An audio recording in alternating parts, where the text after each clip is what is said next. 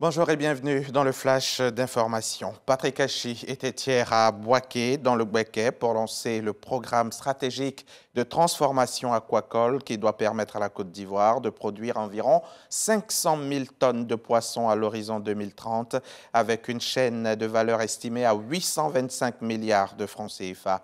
Ce programme devrait donc permettre de réduire les importations dans le secteur et contribuer à l'atteinte de l'autosuffisance alimentaire.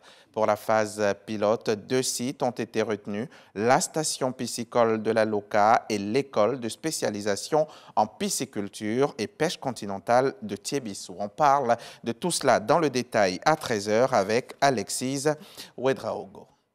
Le 7 août prochain, la Côte d'Ivoire indépendante aura 62 ans et c'est Yamoussoukro qui va abriter les festivités, notamment le traditionnel défilé militaire. Cette année, l'armée ivoirienne sort le grand jeu. 227 engins défileront dimanche prochain en présence du chef de l'État et des populations qui effectueront le déplacement en grand nombre. Une importante colonne de blindés, vous le voyez là en image, cette importante colonne donc de blindés récemment acquis a déjà mis le cap sur la capitale politique de Côte d'Ivoire.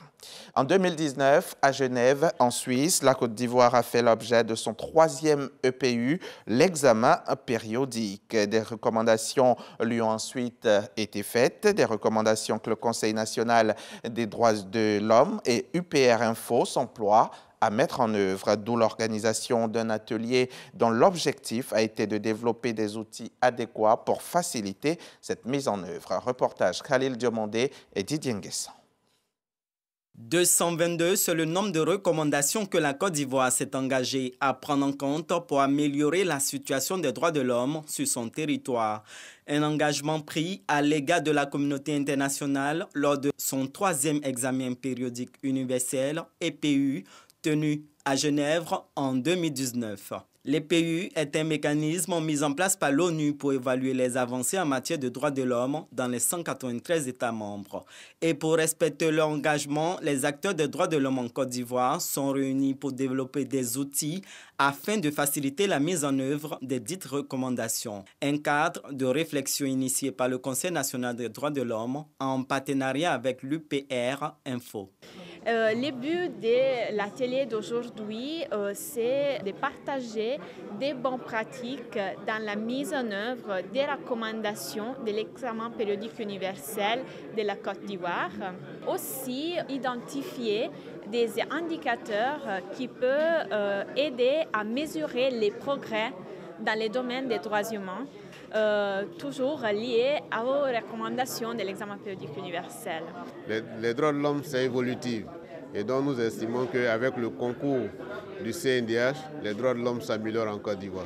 Cet atelier vise à terme l'élaboration d'un rapport présentant l'état d'avancement de la mise en œuvre des recommandations avant le prochain examen périodique universel prévu pour 2023. Relancer l'application de l'accord de paix au Mali, tel est l'objectif des travaux qui ont été lancés hier lundi à Bamako et qui doivent durer toute la semaine. L'application de l'accord de paix est gelée depuis près de 10 mois et de nombreux observateurs craignent une éventuelle reprise des hostilités. Le gouvernement malien de transition et les groupes armés du Nord, loyalistes et ex-indépendantistes, qui avaient signé l'accord de paix de 2015, sont donc à nouveau réunis sous l'égide de la médiation internationale menée par l'Algérie et dont font également partie les Nations Unies ou encore la CEDEAO. Foni Kemangue et Ibrahima Diallo du FNDC, le Front National pour la Défense de la Constitution, une coalition de partis, syndicats et organisations de la société civile en Guinée, ont été arrêtés ce week-end après les manifestations contre la junte la semaine dernière. Manifestations interdites par les autorités et qui ont fait 5 morts et de nombreux blessés. Ils ont été écroués à la prison civile de Conakry, inculpés pour participation à un attroupement interdit, de pillage, de destruction de biens publics et privés, d'incendies et de coups et blessures volontaires. Le chef d'Al-Qaïda, successeur d'Osama Ben Laden, a été tué ce week-end au cours d'une opération antiterroriste en Afghanistan. Le président Joe Biden l'a confirmé dans une allocution à la Maison-Blanche. L'Égyptien, longtemps bras droit d'Osama Ben Laden, était considéré comme l'un des cerveaux des attaques du 11 septembre 2001 qui avait fait près de 3000 morts aux États-Unis. Zawahiri avait pris la tête de l'organisation terroriste après la mort de Ben Laden en 2011 et Al-Qaïda avait déjà perdu son numéro 2, Abdullah Ahmed Abdullah, tué en août 2020 dans les rues de Téhéran par des agents israéliens lors d'une mission secrète commanditée par Washington. C'est la fin de ce flash. On se retrouve à 13h pour le journal.